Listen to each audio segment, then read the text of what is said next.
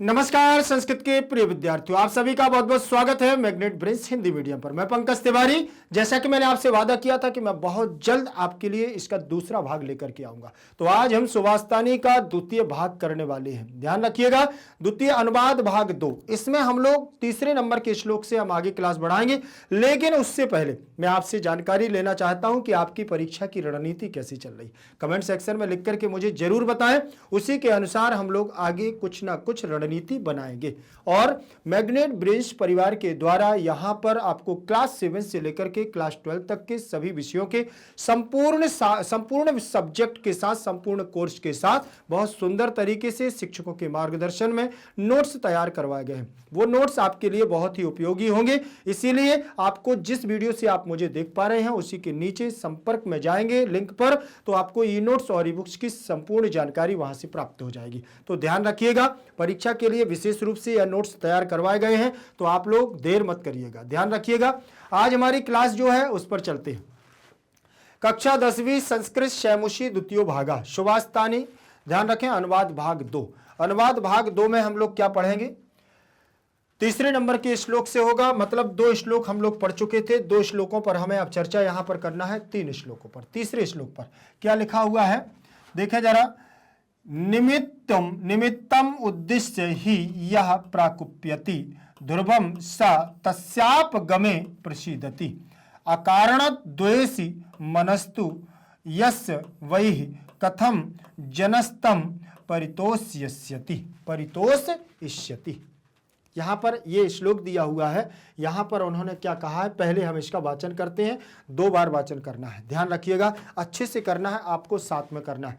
और श्लोकों का जब तक हम अच्छे से वाचन नहीं करते हैं, हमको समझ में नहीं आता कौन सा शब्द क्या है, तब तक उसका अर्थ आपको अभी सीख लोगे, कल भूल जाएगा।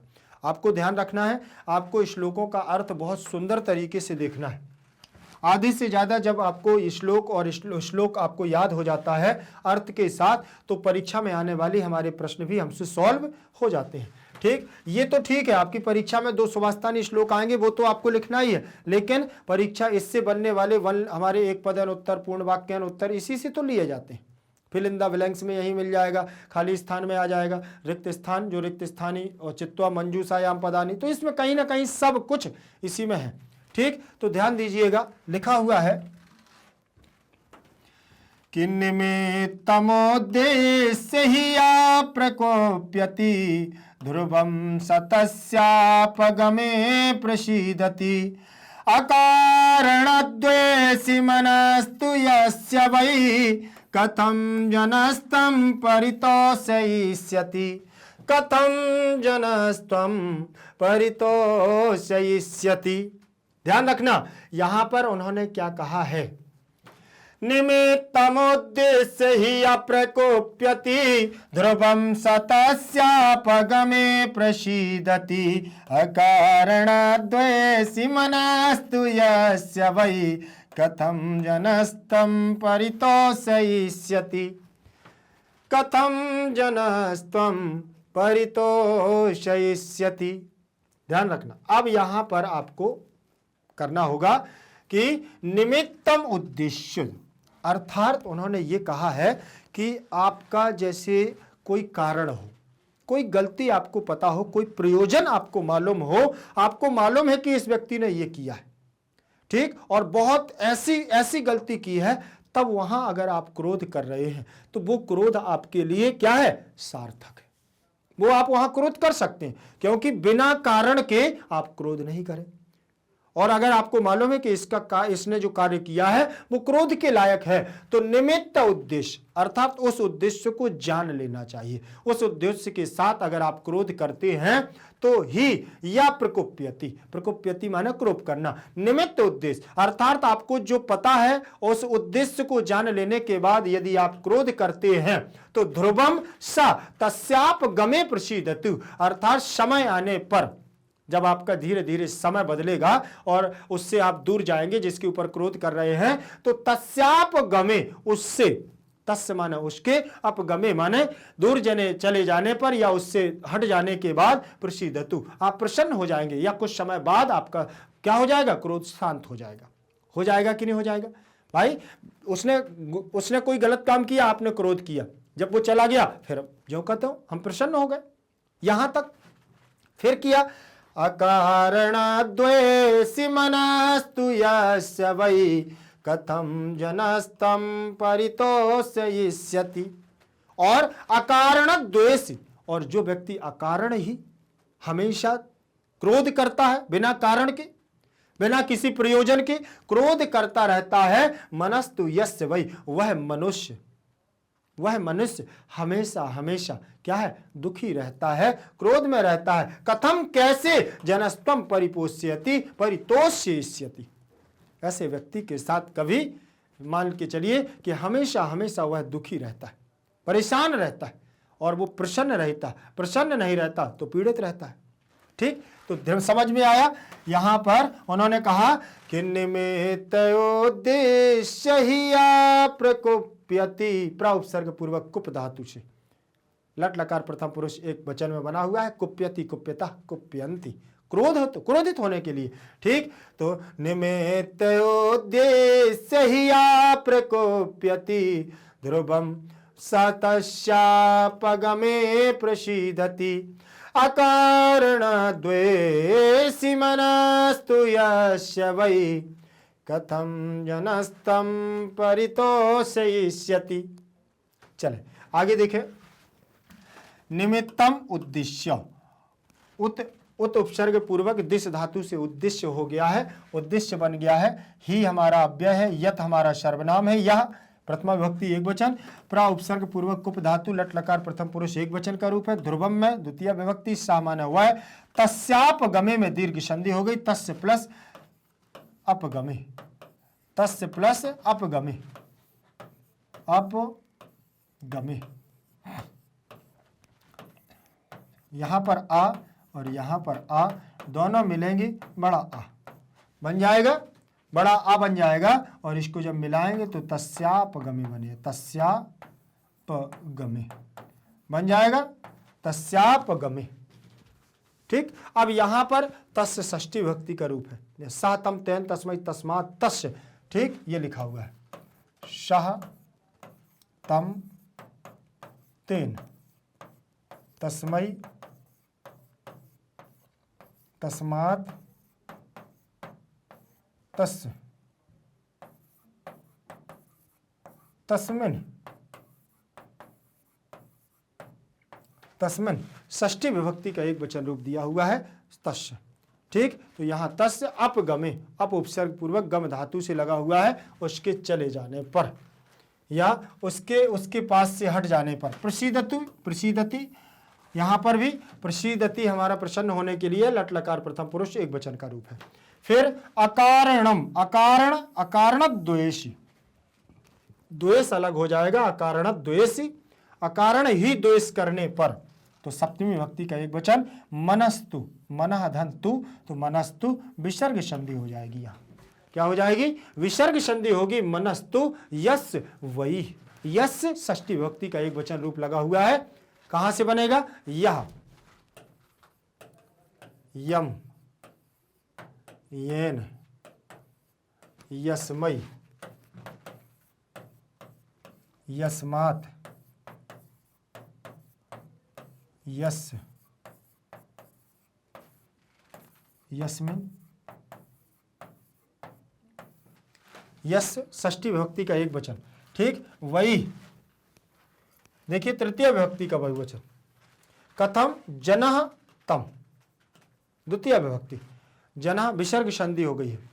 परितोष्यति, परितोष अलग हो जाएगा, इष्यति हो जाएगा, इष्यति इष्यतः इष्यन्ति, ऐसे बनेगा परितोष इष्यति।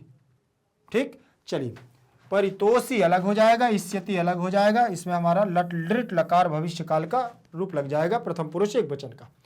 अब यहां पर देखेंगे क्या, अन्वय, अन्वय को देख लीजिए क्या है उन्होंने, अन्वयः, अन्वयः अर्थात छंदोबद्ध रचना को व्यवस्थित क्रम में लिखने के लिए अन्वय का प्रयोग किया जाता है। तो यह देखें, यहां से उठाया, कहां से, यह कहां है, यह निमित्तम उद्देश्यम, निमित्तम उद्देश्यम प्राकुप्यति, प्राकुप्यति, शह, तस्य तस्य निमित्तस्य तस्य निमित्तस्य अपगमे ध्रुवम प्रसीदति ध्रुवम प्रसीदति यस्य मनः यस्य देखें यस्य मनः अकारणद्वेषी अस्ति जनः तम कथम परितोषयिष्यति। ये आपको ध्यान रखना है कि कहां पर कौन सी शब्द को रखना है। ठीक, अन्वय हो गया, व्यवस्थित क्रम हो गया है। और शब्दार्थ को देख लीजिए। अब शब्दार्थ में निमित्तम का मतलब कारणम, निमित्त का मतलब कारण, अर्थात ऐसा निमित्त कारण जो वास्तविकता में वह कोई ना कोई प्रयोजन हो। प्रकुप्यति का मतलब अधिक क्रोध करने वाला, प्रकोप। ठीक, एक होता है देखो जैसे क्रोध, एक होता है क्रोध और एक होता है कोप। ठीक, ये ध्यान रख लेना, दोनों चीजें बहुत महत्वपूर्ण हैं। क्रोध आपका क्षणिक मात्र के लिए होता है, क्षणिक मात्र, ठीक, क्षणिक मात्र के लिए। और कोप होता है उद्देश्य मात्र के लिए। किसके लिए? उद्देश्य मात्र। अब दोनों में अंतर क्या है ये ध्यान रखना। क्रोध, जैसे मान के चलिए आप दो दोस्त हो, दोनों आप मित्र हो, बहुत अच्छे मित्र हो, और क्लास में कोई छोटी सी खिटपिट हो जाती है, झगड़ा हो जाता है।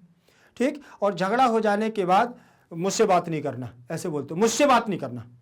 और पता चला एक लेक्चर आपने उससे बात नहीं की, 2 लेक्चर बात नहीं की, और लास्ट में जब छुट्टी होने लगी, आपकी बेल बज गई और घर जाने का समय आया तो गले में हाथ डालते, अरे यार सॉरी यार, सॉरी यार, क्या यार तुम भी यार थोड़े में लड़ने लगते हो। ये क्या है? ये क्रोध आया और चला गया, क्षणिक मात्र, कुछ समय के लिए आया और चला गया, मित्रता हो गई। लेकिन कोप तो उद्देश्य मात्र के लिए है। कोप से कोई चीज की कामना की जाती है। आप क्रोध हो गए, नहीं मुझे जब तक गाड़ी नहीं मिलेगी तब तक मैं खाना नहीं खाऊंगा, कोप में बैठ गए आप। कोप, यही क्रोध है, उद्देश्य मात्र के लिए। आपने देखा है कि रामचरितमानस में आपने सुना होगा, रामायण में, कि कैकेयी ने जब 2 वरदान उनसे मांगे थे, तीसरा वरदान तो मांग ही नहीं पाया। ठीक, तो 2 वरदान मांगे थे तो उद्देश्य कोप भवन में गई थी, और कोप भवन में वही कोप है। कोप भवन अलग से हुआ करता है और कोप भवन में उद्देश्य को पूरा करवाने के लिए काम किया जाता है। ठीक, उद्देश्य की पूर्ति के लिए, ध्यान रखना। तो प्राकुप्यति, कुप धातु से कोप बनता है और कुप्यति कुप्यता कुप्यंती बनता है, अधिक। अब यहीं पर कोप से प्रकोप। ठीक, कहने लगते बोले शिव जी के प्रकोप से बच जाना, तीसरा नेत्र खुल जाएगा। प्रकोप माना बहुत ज्यादा क्रोधित। ठीक, ध्रुवम, ध्रुवम का मतलब निश्चित, ध्रुवम का मतलब निश्चित। और अपगमे, अपगमे का मतलब होता है समाप्त होने पर, समाप्त होने पर। अकारण द्वेषी, अकारण द्वेषी का मतलब अकारण द्वेष करने वाला, बेवजह द्वेष करने वाला। परितोष इष्यति, संतुष्ट करेगा। वो किसको संतुष्ट करेगा? जो अकारण ही द्वेष करता है, वो किस किस को संतुष्ट करेगा? वो पहले तो संतुष्ट हो जाए, वो तो खुद बिना कारण के ही क्या करता है? गुस्सा करता है। देखें, जो किसी कारण को या प्रयोजन कर अधिक क्रोध करता है, मतलब उनका कहने का यह है कि जो किसी कारण को, मतलब किसी कारण को जान ले, फिर आगे यदि अधिक क्रोध करता है तो वह उसकी कारण की समाप्ति पर, मतलब जैसे उसने डांट दिया, उसको दंडित कर दिया, तो उसके कारण की समाप्ति पर प्रसन्न होता है, तो वह प्रसन्न हो जाता है। जैसे मान के चलिए एक बच्चे ने शैतानी की, आपने उसको थोड़ा सा पीट दिया, दंडित कर दिया, तो क्रोध में आकर के फिर जब वो बच्चा थोड़ा शांत हो जाएगा और हम उससे दूर चले जाएंगे, आप क्या हो जाओगे? बिल्कुल शांत हो जाओगे, प्रसन्न हो जाओगे। क्यों? क्योंकि वो कारण समाप्त हो गया। उसने शैतानी की थी, उसको पनिशमेंट मिल गई। ठीक, और जिसने शैतानी की उसको पनिशमेंट मिल गई, तो वहां पर वो क्रोध हमारा शांत हो जाता है। बाद में वो बच्चा भी प्रसन्न हो जाता है, टीचर भी खुश हो जाता है। देखो, प्रसन्न हो जाता है। जिसका मन अकारण द्वेष करने वाला हो, जो बिना किसी कारण के हमेशा गुस्सा ही करता रहता है, क्रोध ही करता रहता है, करने वाला होता है, उसको मनुष्य कैसे संतुष्ट करेगा? उसको कोई संतुष्ट नहीं कर सकता। हमेशा उसकी सबसे उलझी रहेगी, हमेशा वह सबसे झगड़ता रहेगा, उसको कोई संतुष्ट नहीं कर सकता। आप उससे सही बात भी बोलोगे तो भी वो क्रोधित करेगा, गलत बोलोगे तो भी क्रोधित करेगा, इसीलिए उसको कोई संतुष्ट नहीं कर सकता। और जब ऐसे व्यक्ति को कोई संतुष्ट नहीं कर सकता है तो जयराम जी की फिर क्या है? तुम्हारी रास्ता अलग, मेरी रास्ता अलग, ऐसा भी तो होता है और स्वाभाविक है कि ऐसा ही होगा। ठीक, फिर इसके बाद उन्होंने क्या कहा, आगे देखें सुभाषित श्लोकों में आगे वो क्या कह रहे हैं। चौथे नंबर का जरा देखते हैं, चौथे नंबर का पैराग्राफ उन्होंने कहा है, क्या कहा है ध्यान से देखिएगा, पढ़ना इसको। उदीरितोर्थ पशुनापि गृह्यते हयाश्च नागाश्च वहन्ति बोधिता अनुक्तम अपि ऊहति पंडितो जना परेंगित ज्ञान फला ही बुद्धया। समझ में आया आपको? ठीक, परे इंगित ज्ञान फला ही बुद्धया। धीरे धीरे पढ़ना तो बन जाएंगे। यहां पर उदीरितोर्थ पशुनापि गृह्यते हयाश्च नागाश्च वहन्ति बोधिता अनुक्तम अपि ऊहति पंडितो जना परेंगित ज्ञान फला ही बुद्धया। परेंगित ज्ञान फला ही बुद्धया, ऐसे आप उसको पढ़ेंगे तो आपसे बन जाएगा। ठीक, जरा देखिएगा, उदीरितोर्थ पशुनापि गृह्यते हयाश्च नागाश्च वहन्ति बोधिता अनुक्तमपि ऊहति पंडितो जना परेंगिता ज्ञान फला ही बुद्धया। समझ में आया? आप लोग भी साथ में पढ़ें जरूर। अगर आप पढ़ेंगे तो मैं गारंटी दे रहा हूं कि आपको 2 बार 3 बार पढ़ लेने के बाद कभी श्लोक आपसे गलत नहीं होगा। बस पढ़ना ही हमारे लिए बहुत विशेष है। क्या होता है, आप इसमें नंबर तो ले आओ, नंबर ले आएंगे, परीक्षा निकल गया, कभी अगर किसी ने पढ़वाया बोले अरे संस्कृत पढ़ नहीं पाया फिर भी 98 नंबर है, ऐसे कैसे? तो भाई पढ़ना भी जरूरी है, अपनी रेपुटेशन का सवाल है। जब आप क्लास में टॉप मारोगे और संस्कृत में नंबर आपके टॉप आएंगे तो पढ़ना भी जरूरी है। कम से कम हमें संस्कृत पढ़ना तो शुद्ध आना चाहिए।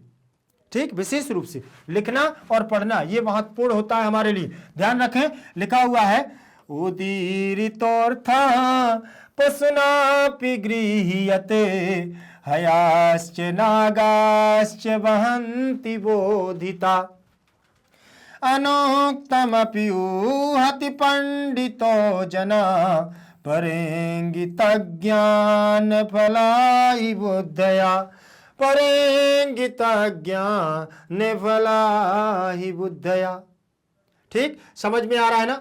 उदे उदी उरी उर्दी देखें, उदी ऋतोर्था पशुनापि गृह्यते हयाश्च नागाश्च वहन्ति बोधिता अनुक्तमपि ऊहति पंडितो जना परेंगित ज्ञान फलाई बुद्धया। समझ में आ गया? चलिए आगे देखते हैं। आगे उन्होंने क्या कहा है, उदीरितोर्था पशुनाम गृह्यते। अर्थात देखिए, थोड़ा सा समझने की कोशिश करना, क्या अर्थ कहा जा रहा है कि पशुओं के द्वारा कही गई बात को या अर्थ को या कारण को ग्रहण करना चाहिए या करते हैं। ठीक, करते हैं। पशु जो होते हैं, पशुओं के द्वारा पशु जो होते हैं वो पशुओं के द्वारा कही गई बात को ही ग्रहण करते हैं। हयाश्च नागाश्च वहन्ति बोधिता, है माने घोड़ा और नागाश्च माने हाथी। हाथी और घोड़े तो क्या कर देते हैं, वहन्ति बोधिता, इशारे में ही समझ लेते हैं, इशारे में ही समझ लेते हैं। उनको घोड़े को लगाम दी, ऐसे कर दी, ऐसी, वो समझ जाते हैं कि लेफ्ट जाना है, ऐसे लगाम की समझ जाते हैं कि लेफ्ट राइट जाना है। हाथी को उन्होंने ऊपर थोड़ा सा ऐसे कस दिया उनके राइट लेफ्ट कान के नीचे, तो समझ जाता है कि लेफ्ट जाना है। उसके पास उसको वो होता ना अंकुश, अंकुश ऊपर से उसको कंट्रोल करने वाला, और तो अंकुश से उसके राइट साइड में कर दिया तो वो समझ जाता है राइट साइड में जाना। रोकने के लिए घोड़े के लिए उनमें क्या किया जाए, दोनों पैरों को ऐसे चिपका दो उसकी पीठ में। बैठने वाला जो घुड़सवार होता है दोनों पैरों को उसकी पीठ से ऐसे चिपका दो तो समझ जाता है घोड़ा कि अब रुकना है। यही तो है, मतलब घोड़े और हाथी इशारों में बात को समझते हैं। बोधिता माने बोध, ज्ञान समझ लेते हैं। और उदितो ऋतो अर्थ पशुनाम गृह्यते, अर्थात पशुओं के ज्ञान को तो पशु ही ग्रहण करते।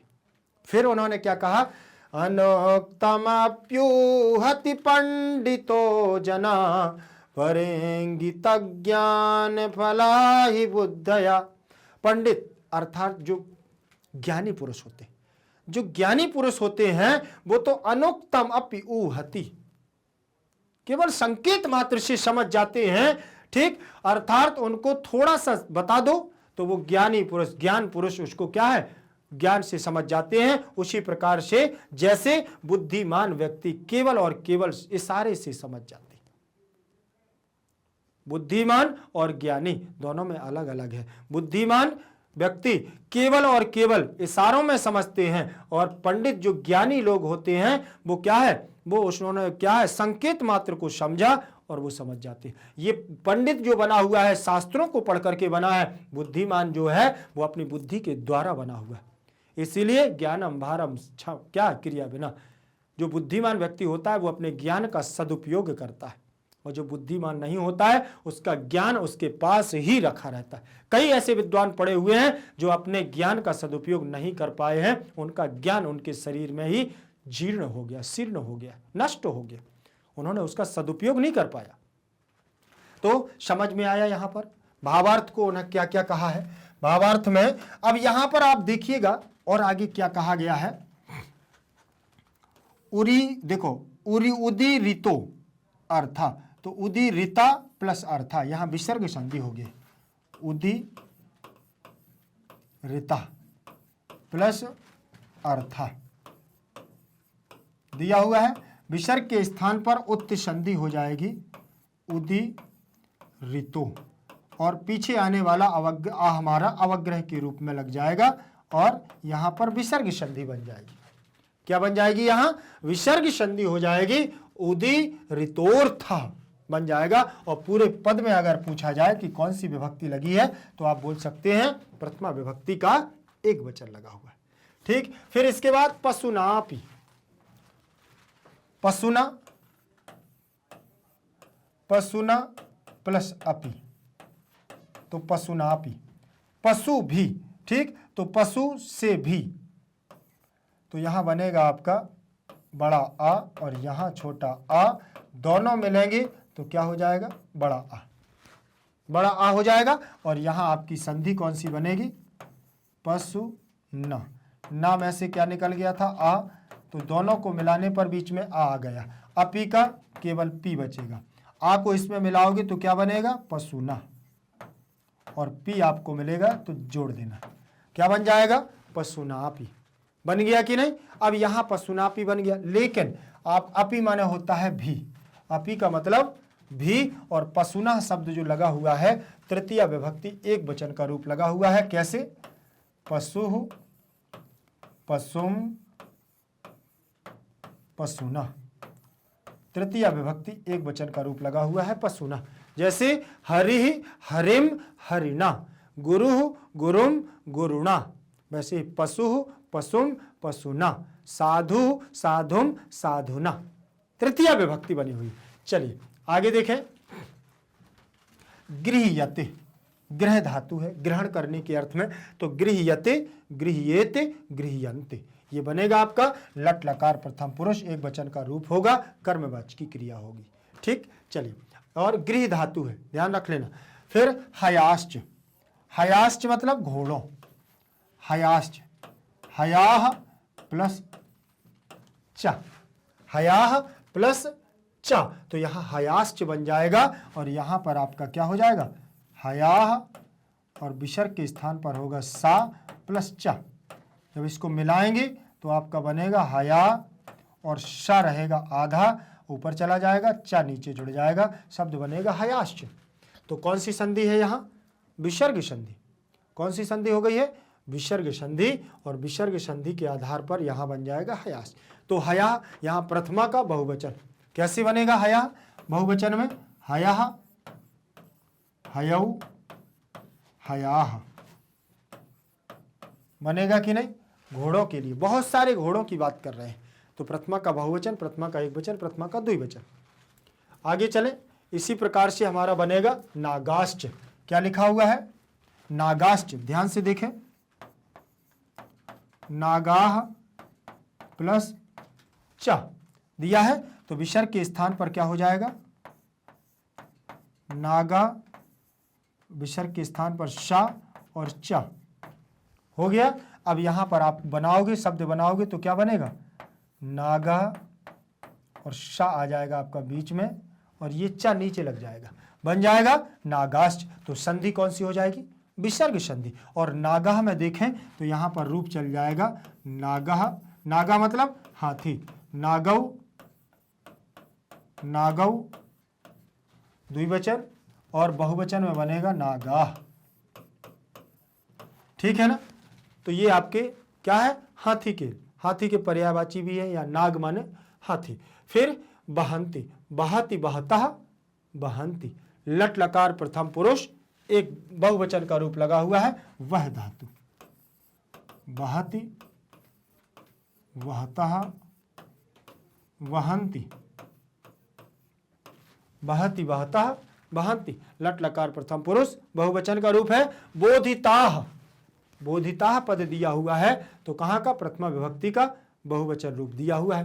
ध्यान से देखना, फिर लिखा हुआ है हमारा अनुक्तम अपि ऊहति, अनुक्तम अपि ऊहति। ध्यान से देखें, अनुक्तम, अनुक्तम अलग हो जाएगा, अपि अलग हो जाएगा, और ऊहति, ऊहति अलग हो जाएगा। आप इसको मिला देंगे तो ये आप पूरा मिल जाएगा, व्यंजन संधि यहां बन जाएगी। और जब पूरा हो जाएगा तो आप इसको मिला दीजिए, मिलाएंगे तो ये मिल जाएगा आपका। जब इसमें मिलेगा तो यहां से ये आपका क्या चला जाएगा? आ चला जाएगा, देखें, आ चला जाएगा, और माँ आपका यहां पूरा हो जाएगा। क्या हो जाएगा? अनुक्तम। क्या बनेगा? अनुक्तम बनेगा कि नहीं बनेगा? अनुक्तम अपि बन जाएगा, ये आपका अनुक्तम अपि बन जाएगा। अब यहां पर कौन सी संधि लगेगी वो ध्यान देना है। कौन सी संधि लगेगी? ध्यान से देखिएगा, यण संधि। यहां से आपको ई निकाल लेना है। क्या निकाल लेना है? ई।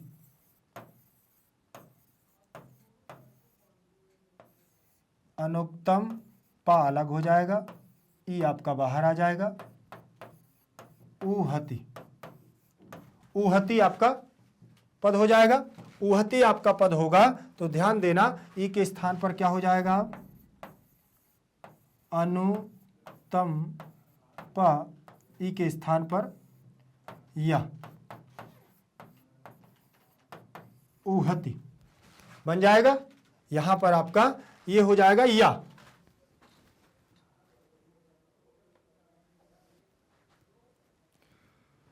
यहां आपका या हो गया, और या को अब इसको जब हम मिलाएंगे तो क्या बनेगा हमारा? अनु अधका तम, पा आ जाएगा आधा, और या आपका इसमें मिल जाएगा। फिर ऊहति का ऊ इसमें लग जाएगा, ऊ इसमें लग जाएगा, और हति, हति आपका इसमें जुड़ जाएगा। तो क्या बन गया? अनुक्तम अपि ऊहति। तो यण संधि भी और व्यंजन संधि दोनों संधियां यहां पर हो जाएंगी। हो जाएगी कि नहीं? यण संधि और कौन सी संधि हो जाएगी आपकी? व्यंजन संधि। फिर इसके बाद पंडितः। क्या लिखा है यहां? पंडितः। तो पंडितः में यहां कौन सा? प्रथमा विभक्ति का एक वचन हो जाएगा, और पंडित ज्ञान का पर्याय, ज्ञानी का पर्यायवाची। ठीक। जनः प्रथमा विभक्ति का एक वचन रूप होगा। क्या होगा यहां? जनः, जनौ, जनाः, जनः, जनौ,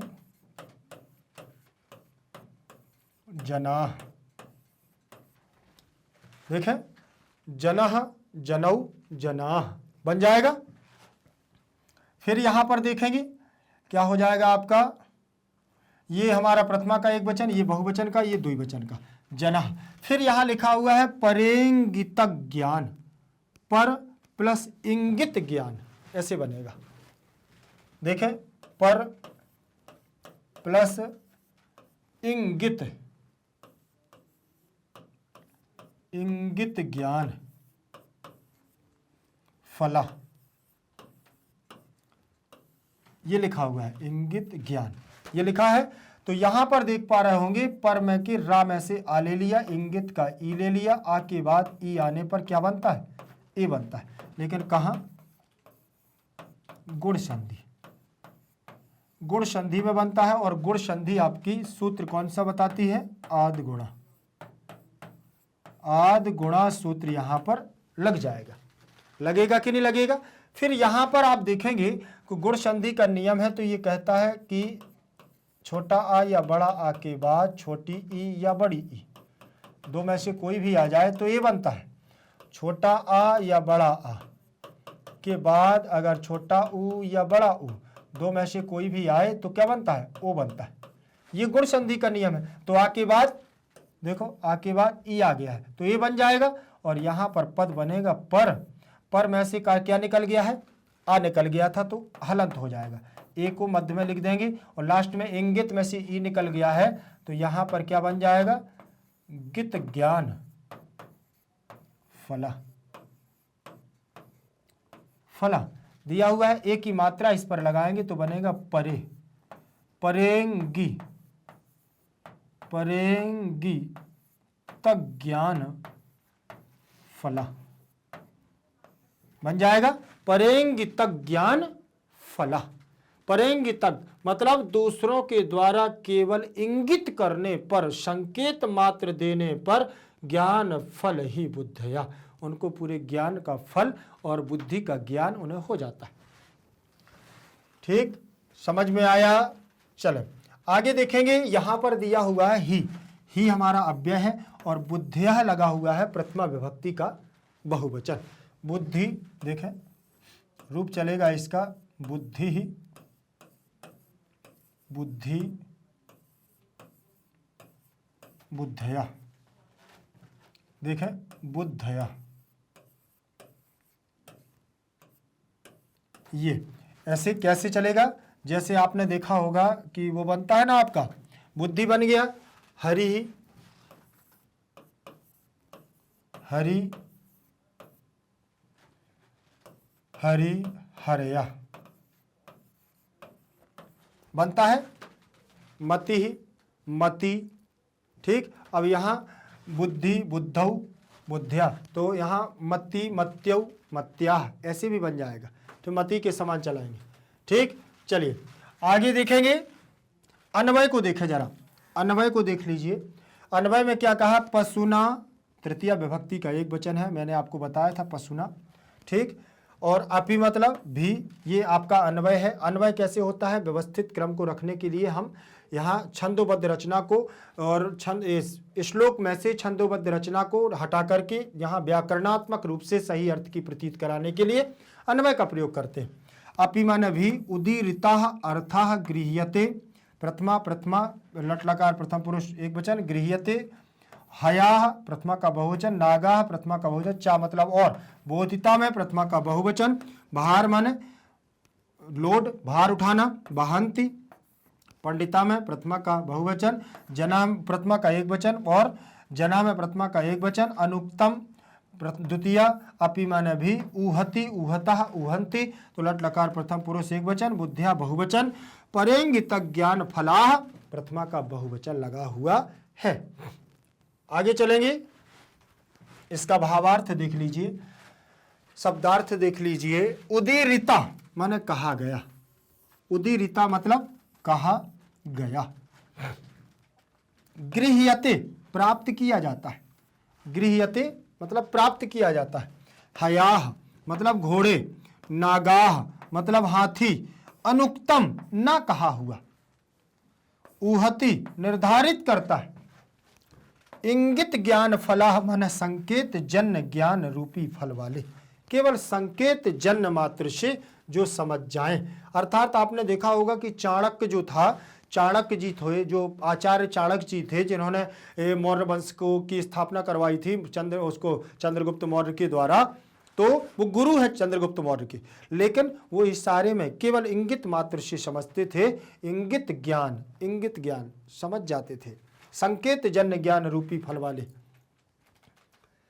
अनुवाद को देखिएगा जरा, अनुवाद में क्या कहा गया है कि पशु के द्वारा भी कहा गया अर्थ ग्रहण किया जाता है। अर्थात जैसे कोई कभी कभी क्या होता है, कोई मूर्ख व्यक्ति भी होता है, कोई कम ज्ञानी भी होता है, मतलब यहाँ पशु ऐसे व्यक्ति के लिए, पशु तो बोलता ही नहीं है, पशु से ज्ञान होता है, बिना बोले फिर मिलेगा वो तो। जैसे कुत्ते से ज्ञान मिलता है कि वो अपने स्थान को साफ करके बैठता है, मिलता है, ठीक। कुत्ते से क्या मिलता है, वफादारी मिलती है, ये ज्ञान। तो ये भी ज्ञान हो गया है पशुओं से। और ऐसे व्यक्ति, कभी कभी मूर्ख व्यक्ति भी बहुत अच्छी बात कर जाते हैं, तो उनसे भी, तो उन्होंने कहा कि पशु के द्वारा भी कहा गया अर्थ ग्रहण किया जाता है, कर लिया जाता है। वास्तविकता में अगर सही होता है तो ग्रहण कर लिया जाता है। बोले घोड़े और हाथी बताए गए को समझते हैं। घोड़े और हाथी अगर उनको कोई चीज बता दी जाए तो वो समझ लेते हैं कि नहीं, लेकिन जानवर नहीं समझ पाते। सभी जानवर नहीं, केवल घोड़े और हाथी की बात कर रहे हैं, वो समझ लेते हैं। फिर ज्ञानी जन ना कहे हुए को अंदाजा लगा लेते हैं। जो ज्ञानी पुरुष होता है, जो वास्तविकता में जानता है, वो ज्ञानी पुरुष बिना कहे ही वो अंदाजा लगा लेता है व्यक्ति को देख करके कि क्या बात है, ठीक। फिर बुद्धिमान दूसरों के संकेत जन्य ज्ञान रूपी फल वाले होते, और बुद्धिमान व्यक्ति जो होता है उसको दूसरों का संकेत मात्र चाहिए होता है और वो काम कर जाता है। समझ में आया? अर्थात हमें बुद्धिमान भी होना चाहिए और हमें ज्ञानी पुरुषों के साथ में भी रहना चाहिए। ये हमारे लिए बहुत ही उपयोगी हैं, ध्यान रखिएगा। अनुवाद देख लिया आपने। अनुवाद के बाद अब चलते हैं आगे। चलिए, इसमें भी 2 श्लोकों को रखा गया था, दोनों श्लोकों को हम लोगों ने पूर्ण कर लिया है। छोटे छोटे पार्ट इसलिए बनाए हैं कि बहुत लंबी वीडियो ना हो, जिससे आपको देखने में थोड़ा सा क्या है, बहुत तकलीफ होती है और ये लगने लगता है कि यार इतनी लंबी वीडियो है। लेकिन परीक्षा का समय है, अभी आलस्य, सबसे पहला श्लोक पढ़ा होगा कि आलस्यम ही मनुष्याणाम शरीरस्थो महारिपु। मनुष्य का शरीर का सबसे बड़ा शत्रु है आलस्य। परीक्षा के समय आलस्य नहीं करना है मेरे प्रिय छात्रों, मेरे प्रिय भाइयों, ध्यान रखिएगा। अभी परीक्षा का समय है, जो इस समय आलस करके गए तो पूरा लाइफ आपकी 10वीं क्लास बिगड़ जाएगी, ध्यान रखिएगा। इसीलिए अभी बिल्कुल नहीं आलस करना है। जागो, उठो, सो, अगर नींद आ रही है तो अपने पानी से मुंह को फिर से धुल लो, लेकिन अभी मेहनत करना। आपको चिंता नहीं करना, आपके साथ हम लोग भी जाग रहे हैं और दिन और रात काम चल रहा है बिल्कुल बराबर, ध्यान रखिएगा। और परिश्रम की तो बात छोड़ो, परीक्षा के लिए इतने जल्दी जल्दी आप लोगों के लिए ये स्लाइड बनाई जाती हैं ताकि परीक्षा ना आपकी क्या हो, परीक्षा से पहले पूरा हो जाए आपका, ध्यान रखिएगा, ठीक। आप किसी भी माध्यम से हो, बिल्कुल भी चिंतित होने की जरूरत नहीं है, चाहे सीबीएसई इंग्लिश मीडियम हो, सीबीएसई हिंदी मीडियम हो, UP board, Bihar board, MP board, कहीं से भी आप संबंधित हो, बिल्कुल भी आपको चिंता करने की जरूरत नहीं है। भारत का एकमात्र ऐसा प्लेटफॉर्म जो आप लोगों को देता है 100% फ्री एजुकेशन। 100% फ्री एजुकेशन का मतलब ही होता है निःशुल्क शिक्षा। आपसे कोई भी रुपया पैसा नहीं लिया जाता है, और इसके बावजूद भी आपको 7th क्लास से लेकर के 12th क्लास तक की संपूर्ण सब्जेक्टों की, संपूर्ण विषयों के संपूर्ण कोर्स के साथ यूट्यूब पर आपको निःशुल्क कक्षाएं दी जा रही हैं। अगर आप लोगों ने अभी तक चैनल को सब्सक्राइब नहीं किया है तो चैनल को सब्सक्राइब करेंगे तो आपको प्लेलिस्ट पर सारी क्लासेस मिल जाएंगी, ध्यान रखिएगा। और हाँ, मैं आपसे ये बता रहा हूं कि अभी तक अगर आप लोगों ने इस बात को ना जाना हो तो जान लीजिए कि मैग्नेट ब्रेन्स परिवार के द्वारा, मैग्नेट ब्रेन्स हिंदी मीडियम और इंग्लिश मीडियम दोनों की बात कर रहा हूं, दोनों पर इतने सुंदर तरीके से क्लास 7 से 12th तक के बहुत अच्छे नोट्स तैयार करवाए गए हैं। वो नोट्स आपकी परीक्षा के लिए बहुत ही उत्तम और श्रेष्ठ अंक लाने में आपकी मदद करेंगे। वो नोट्स आप तक पहुंचेंगे कैसे, कैसे मिलेंगे, कैसे आपको जानकारी मिलेगी। वैसे तो हम लोग डेली आप लोगों को सूचित कर रहे हैं, लेकिन अभी तक जानकारी अगर नहीं थी तो जल्दी से संपर्क करिएगा। नीचे जाएंगे लिंक इन डिस्क्रिप्शन बॉक्स में, तो ई नोट्स और ई बुक्स के माध्यम से आप लोगों को तत्काल से तत्काल प्रभाव में लेना है। मतलब इसका मतलब तत्काल प्रभाव में लेने का मतलब अभी आपको संपर्क करना है और पूरी संपूर्ण जानकारी लेना है। क्या है ये नोट्स, कैसे उपयोगी होंगे हमारी परीक्षा के लिए। भाई हम लोगों ने तो निर्देशित करे हैं, सूच उनको देखा है, बहुत ही निर्देशन के साथ बनवाया है, तो वो परीक्षा के लिए बहुत ही महत्वपूर्ण है। इसलिए आप लोग जल्दी से संपर्क करिएगा। और हाँ, अपने मित्र, भाई बहन, सगे संबंधी जो भी क्लास 7 से 12 तक पढ़ते हैं उनको भी आप सूचित कर सकते हैं, क्योंकि ये अवसर बार बार नहीं मिलता। किसी को अगर मेरे द्वारा या हमारे द्वारा, आपके द्वारा, किसी के द्वारा भी अगर किसी का कल्याण होता है, किसी को सही मार्ग मिलता है तो हमको करना चाहिए। ध्यान रखिएगा, उससे कहीं ना कहीं हमारा भी उपकार होता है। परिश्रम उपकारा इति परोपकारा। ध्यान रखिएगा। बस आप लोग अगर वीडियो अच्छा लगा हो तो लाइक शेयर कमेंट करते रहिएगा और हमारे साथ बने रहिएगा। जयतु संस्कृतम, जयतु भारतम।